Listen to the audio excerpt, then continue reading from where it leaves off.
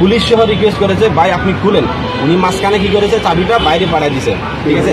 তাহলে আপনাকে আমরা বারবার রিকোয়েস্ট করার পরে উনি কি করছে যে চাবিটা লক করে চাবিটা বাইরে পাঠিয়ে দেওয়া হয়েছে। আমরা আমাদের কাছে দখলের বিষয়টা প্রাথমিকভাবে প্রমাণিত হয়েছে।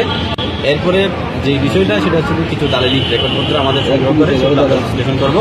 বিশ্লেষণ করার পরে আমাদের যে আইনি প্রসিডিওর সেদিকে আমরা যাব। আপনার কথা থেকে যাই, আমরা কেন আপনাদেরকে আসলে ঢুকতে দিলাম? আসলে আমরা আপনাদেরকে ঢুকার জন্য বার দিই নাই।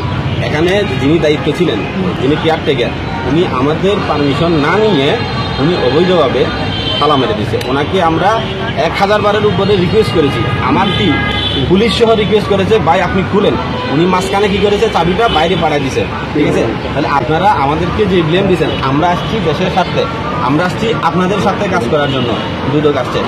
ওনাকে আমরা বারবার রিকোয়েস্ট করার পরে উনি কি করছে যে চাবিটা লক করে চাবিটা বাইরে পাঠিয়ে দেওয়া হয়েছে।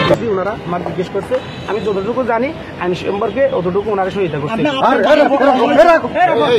ওবায়দুল হাসানকে উনি হচ্ছে সোশ্যাল নিয়োগপ্রাপ্ত কর্মচারী, আমার মতো উনি হয়তো আমরা এরকম 3 জন আছি। অস্ত্রটাকে নিরাপত্তার জন্য রাখেন আর কি? কিসের অস্ত্র? দেখেন আমরা অস্ত্র দেখছিলাম আপনার থেকে, দরজা খোলার আগে আপনি অস্ত্র নিয়ে আসছিলেন। আপনি তো দরজা খোলার আগে অস্ত্র নিয়ে আসছিলেন।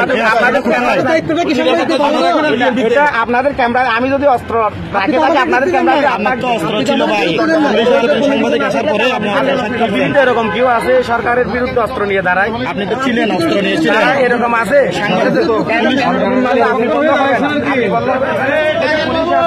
স্যার আছে, এরা সবাই আছে না, আপনি বলতে হবে না, এটা আপনি বলতে হবে না।